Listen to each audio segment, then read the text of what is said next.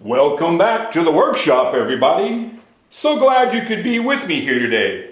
Walter here at the workbench.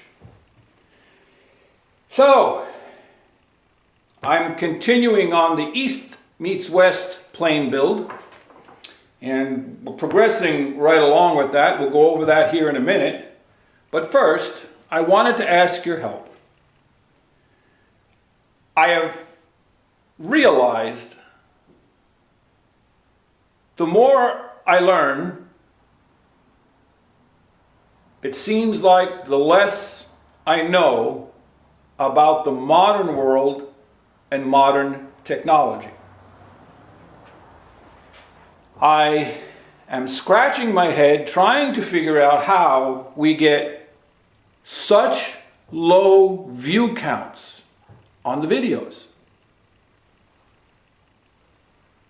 I understand that you might not get notifications for whatever reason. I understand that Google and YouTube could possibly be manipulating the numbers. Yes, it sounds like a conspiracy theory, but they might be manipulating the numbers so that they don't have to pay the monetization fee. Could it be that they want to promote certain paid content and that just pushes all of the other content aside? Or could it be none of the above or something even worse? I don't know. So, like I said, the more I think I learn, the more I realize I don't know what's going on. So, I need your help. We have to find out what's wrong. We need everyone who watches this video to share it somewhere on some page. If it's your own personal Facebook page, if it's in a group page, if it's in some other social media that I don't know about.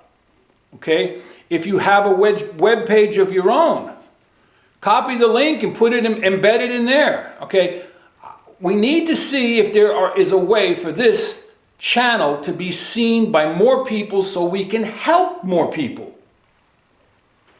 I don't want to make a rant out of it. But that's about it. Otherwise, I give up. I'll keep plugging away, but I've been at this nearly a year, nearly 140 videos, and we just can't get the wheel spinning. Enough of that. Starting to sound like some old curmudgeon. What did I do here? All right. I selected my wood for the side cheeks. It is a curly, or even you could call that a fiddleback, hard rock maple. I have marked the top, so the best grain will be to the top. I have marked the outside, and I have marked the grain direction. The grain direction is important when you're making hand planes. Well, actually, it's important when you're putting anything together in a lamination. You want the grain to be going all in the same direction. So, the grain is going on the sole from the toe to the heel. Same thing with the sole of the body itself, if you can see that. The grain has cathedral patterns and they're pointing in this direction. I've also taken a block plane and smoothed out all my saw marks. And I chiseled out the recess for the chip breaker screw. It's a little bit more than it needed to be. I could make it smaller, but I'd rather have some side-to-side movement for adjustment. I don't like making my planes with too little of adjustment. Yeah, if you're really good and you're really precise, it makes for a better plane, but I'll leave that for those guys who want to do that. So now this can slide up and down on the bed.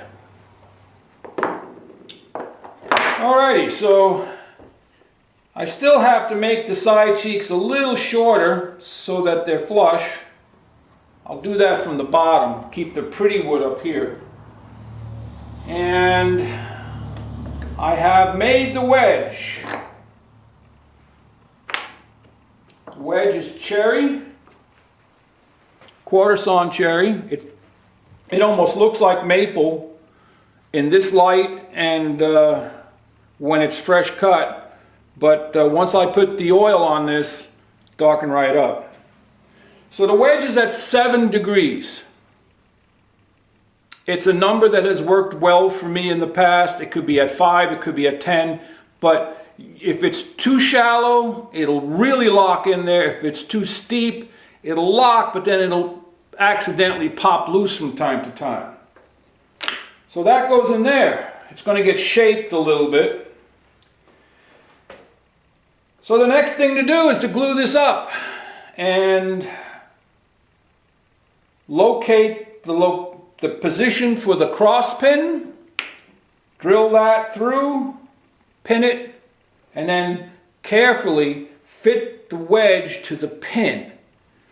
If any of this goes a little off, a little off angle, it doesn't mean it's not going to work. If it's off just a little, you can set your block plane real fine and you can adjust that to make the wedge work well but not jam. So that's about it for right now on the East meets West Japanese inspired hand plane build. Well, I guess in closing, I'd like to also ask your opinion on Patreon. We tried it with the Woodworking Collective over on Facebook. That's mine. I created that 3-4 years ago to bring people together in an environment where there's just quality information and no craziness. So I tried the Patreon link over there 1.5 years or so ago, and it was not received well. People did not want to sign up for Patreon to support the Facebook group for all the work I put into it. That thing takes about 40 to 50 hours a week for me to maintain. This doesn't take me quite as much. I'm up about maybe 5 or 10 hours a week. But that's all time, so I thought, okay, maybe people want to buy me a cup of coffee, or maybe people want to support the channel so that I can buy supplies to build more planes, to do more things. Regardless, I just want your opinion on it. I'll leave the link to the Patreon account in the description box, not the comments area, but the description box. If you look in your video, it says show more. There's a lot of great information in there as to how to contact me, my mailing address, my email address, it's all in there. So I'll put that in there. And you can also send me emails or messages and let me know what you think about Patreon. So that's about it for today. Any comments or questions, leave them down below the description box in the comment section. And you can go up, I think up there on my main page, and there is a link there to click that says support the channel. But if you found something useful here and you made it all the way through to the end through my what wasn't supposed to be a rant, sorry about that, but I'm frustrated, okay? I don't understand.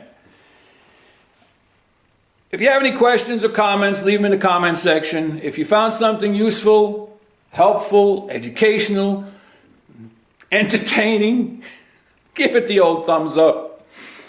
But really, most importantly, share this information and this link with your friends and head out to your shop.